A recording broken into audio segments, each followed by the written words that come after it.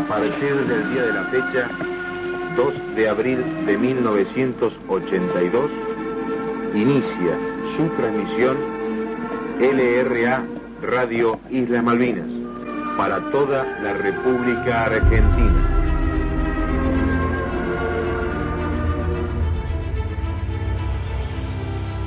Y el pueblo de Gran Bretaña no han escuchado hasta ahora una sola palabra de ataque o una sola palabra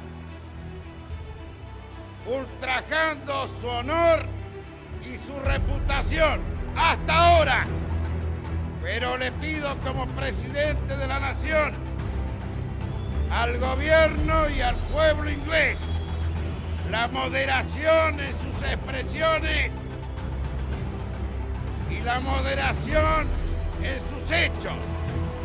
El gobierno argentino y el pueblo argentino, este cabildo abierto, puede enardecerse y presentar a las ofensas mayores ofensas.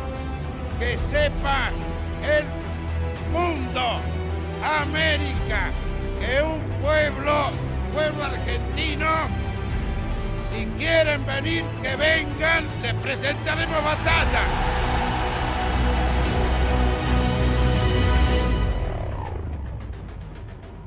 Las islas siempre han sido y serán nuestro patrimonio nacional. Los ingleses nos las arrebataron en 1833 y tras años de reclamos no hemos sido escuchados.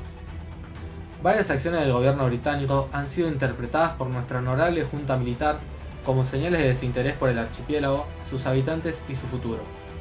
Es necesario que nuestra armada responda a estas ofensas y provocaciones y aprovechar este momento de debilidad británica para recuperar las islas.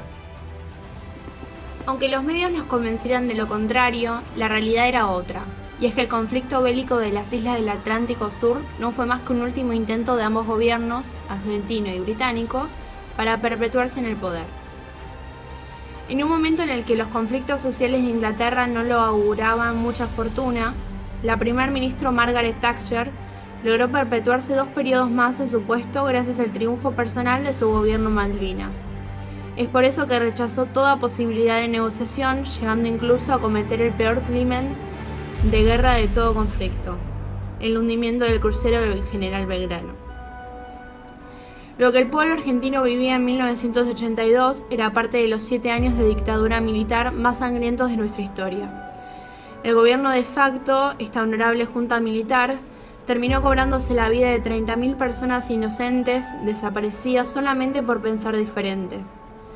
La desaparición por tapar la barbarie, la tortura y la desaparición de personas fue lo que llevó al poder, con apoyo de Estados Unidos y de los medios, a intentar recuperar las islas como una forma de recuperar también el apoyo de los argentinos.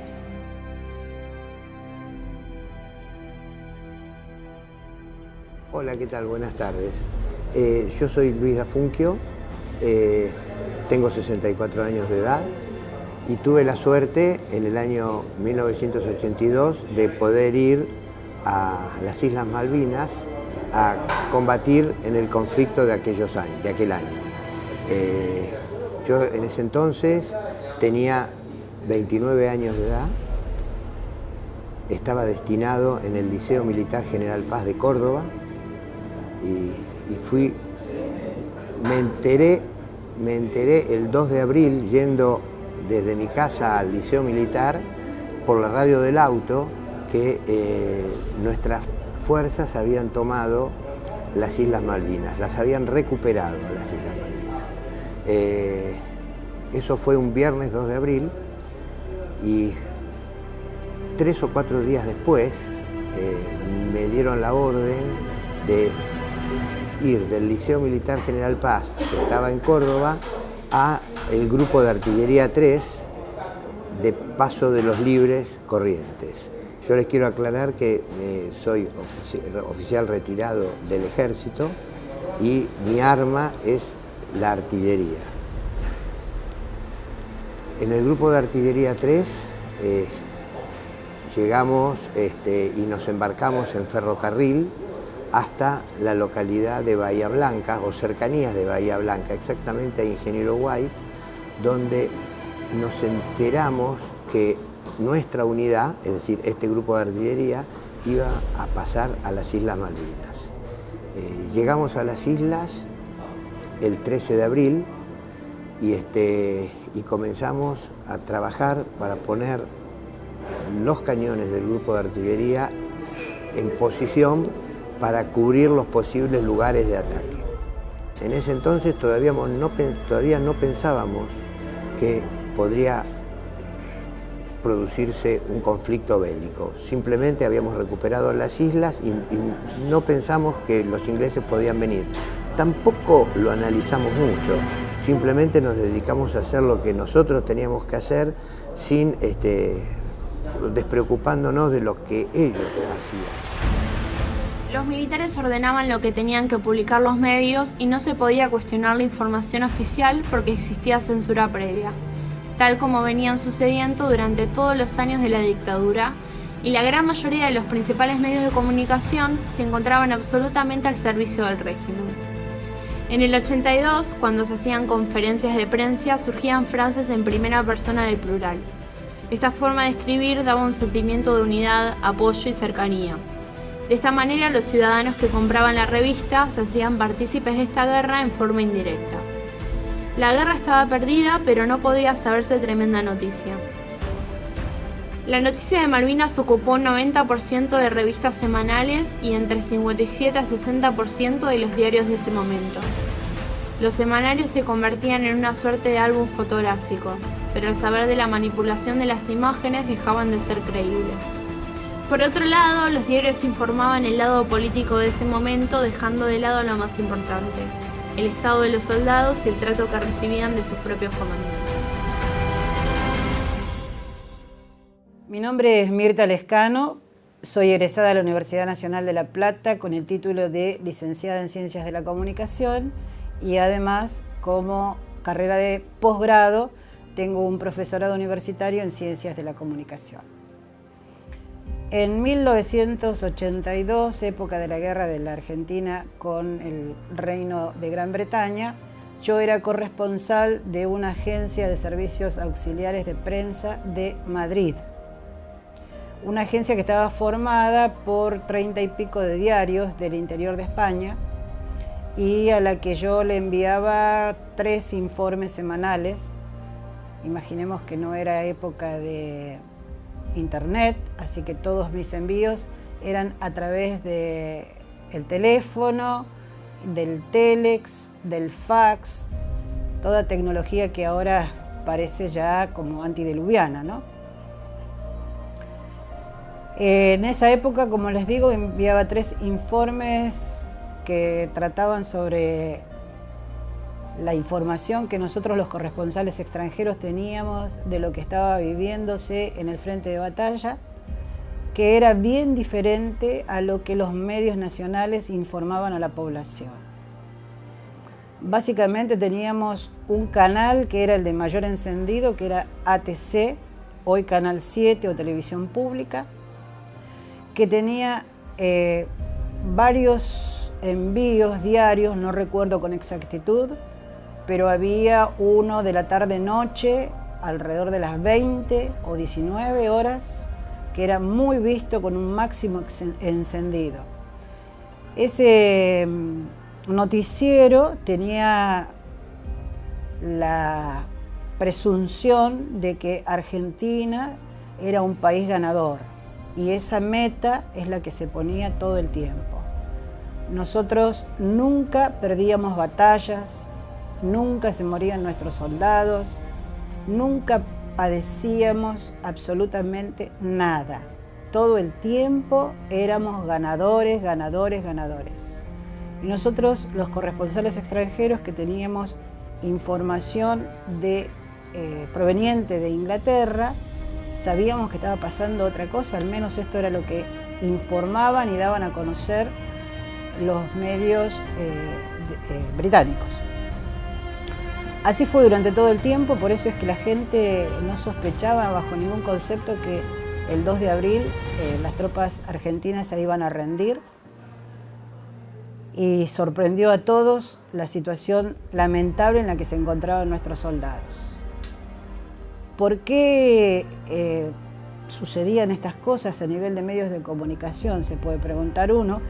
Y creo que, sin ninguna duda, básicamente se constituyó en una política de defensa, una política de Estado. No era algo caprichoso, era algo que se sentó en una mesa de estrategia del ejército, de las fuerzas militares, a desmentir la realidad. Creo que aquello de miente, miente, que algo queda, estaba absolutamente consustanciado en la política nacional que llevaban adelante los medios de comunicación. Medios de comunicación que en oportunidad de la Semana Santa del año 1982 hizo una cosa disparatadísima. Una radio, voy a decir el nombre y todo, Radio Rivadavia, convocó a través de un equipo de profesionales de las ciencias del periodismo que tenía, encabezados por un señor que se llamaba José María Muñoz, que era comentarista deportivo, convocó a llenar la Plaza de Mayo en apoyo a el gobierno del general Videla. No era general Videla, perdón, del general Galtieri. Y la verdad es que se llenó la plaza de gente. Se llenó la plaza de gente, pero no solamente la Plaza de Mayo, sino se llenaron las plazas del interior del país. Las principales plazas, yo estaba justamente por el feriado de Semana Santa, estaba vacacionando en Paraná, y las plazas de Entre Ríos se llenaron. Ya no solo la de Paraná, que era la capital entrerriana, sino las pequeñas ciudades del interior. Llenaron sus plazas con gente vivando por el gobierno, vivando por la guerra y tirando por tierra la función y el trabajo que estaban haciendo los ingleses en las islas. En definitiva, creo que el rol de los medios de comunicación jugó en contra de los soldados, sin ningún tipo de duda. Con respecto a si yo tenía o no conocimiento de lo que pasaba en Buenos Aires o lo que pasaba en la Argentina en esos momentos cuando nosotros estábamos en el conflicto, no teníamos conocimiento. En aquella época no había los medios de comunicación que hay hoy. Yo, en mi posición, no tenía conocimiento de qué sucedía en Buenos Aires o qué estaba pasando en la Argentina. Y me enteraba de algunas cosas por una radio portátil chiquita que no siempre tenía pilas, y lo que escuchaba por esa radio era una radio uruguaya, Radio Carve de Montevideo. Por esa radio nos enterábamos de algunas cosas, pero fundamentalmente que venían de información que venía de Londres, no de la Argentina. El ejército que los militares enviaron a Malvinas estaba formado por jóvenes que eran obligados a hacer el servicio militar. No tenían el entrenamiento suficiente, ni mucho menos armas equivalentes a las de las armadas británicas. No es la forma de recuperar las islas a través de un conflicto bélico. Pienso que en el futuro se podrán recuperar, pero primero tendríamos que tener más coherencia en las relaciones exteriores. Como país, la Argentina tendría que tener una línea de conducta más coherente en sus relaciones exteriores, y no estaría de más tener o alcanzar el potencial económico que este país puede tener por los recursos que tiene. Mientras sigamos siendo el país subdesarrollado y no tengamos coherencia en nuestras relaciones exteriores, va a ser muy difícil que la podamos recuperar. Eso va a ser un proceso muy largo, pero tarde o temprano pienso que se van a volver a incorporar al territorio nacional por su cercanía geográfica y por cuestiones históricas, que son las que determinan que esas islas nos pertenecen. Los medios de comunicación casi siempre fueron socios obligados del poder político. Malvinas no fue la excepción y en realidad estaban defendiendo sus propios intereses y socios, como la historia se encargó de demostrar años después. Nuestros soldados volvieron al país a escondidas y murieron más en el continente, los años subsiguientes a la guerra, producto del suicidio. Fueron olvidados ayer en la guerra y luego también por los medios y por las políticas de Estado. Pero todavía quedamos nosotros para recordarlos y decir nunca más.